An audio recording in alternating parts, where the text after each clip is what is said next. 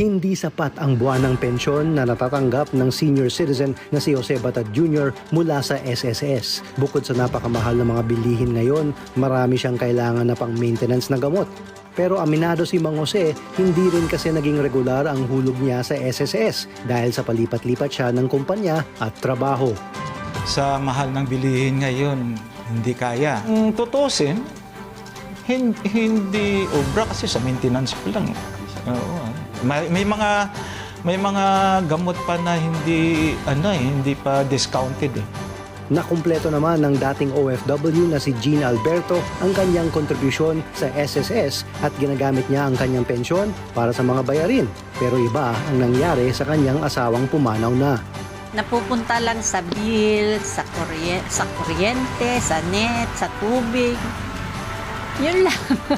Yung sa akin, okay lang. Pero yung sa namatay kong asawa, parang kulang naman sa kanya yun. Imagine, nagkasakit pa nga siya eh. Yung pension niya, almost 2,000 lang. 1,000 nga pala, 1,500 I think. Ang ending, kahit retirado na, parehong nagtatrabaho pa rin sina Jose at Gene para matustusan ang kanilang pangangailangan.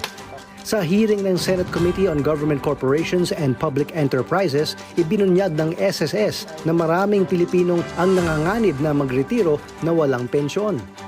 Base sa datos ng Philippine Statistics Authority, halos 47 million ang mga Pilipino na nasa labor force. Ang registered SSS members ay umabot sa halos 41 million at ang GSIS ay nasa 1.9 million. Ibig sabihin, may 4 na milyong Pilipinong nagtatrabaho ang walang hinuhulugang pensyon. Sinabi rin ng SSS na kalahati ng kanyang miyembro hindi regular na naguhulog ng kontribusyon. So mga 4 million ang more or less Filipinos na hindi covered na pwedeng ma-cover na. Mr. Chair, Yes. probably more because yung 41 million po ng SSS, not all of them are actively paying. Meron dyan mga nagbayad ng 1-2 beses and nawala na. So effectively, member but will not get significant benefits. Ang estimate po nung staff namin, maybe close to 20 million will not have significant social insurance cover. Kwento ng registered financial planner na si Aris Baloran, may mga kliyente siyang mga overseas Filipino workers na hanggang ang minimum 120 months contribution lang ang hinulugan dahil hindi nila alam na lalaki pa ang kanilang makukuhang pension kung tuloy-tuloy lang ang paghulog. Right now, ang natatanggap niya is around 7,100. That's the minimum for an OF, I think. So kung itinuloy-tuloy niya yon at same rate, makakatanggap siya up until 16,000 to 17,000.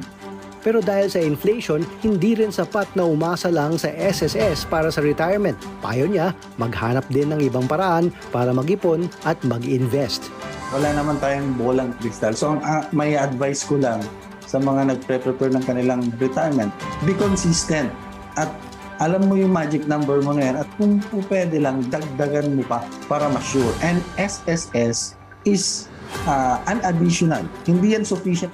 Bukod sa SSS at GSIS, maaaring mag-ipon at mag-invest ng pera sa tulong ng iyong bangko, e-wallet o insurance. Laging tandaan na huwag magbigay ng pera sa mga hindi rehistrado sa Bangko Sentral ng Pilipinas at sa Securities and Exchange Commission.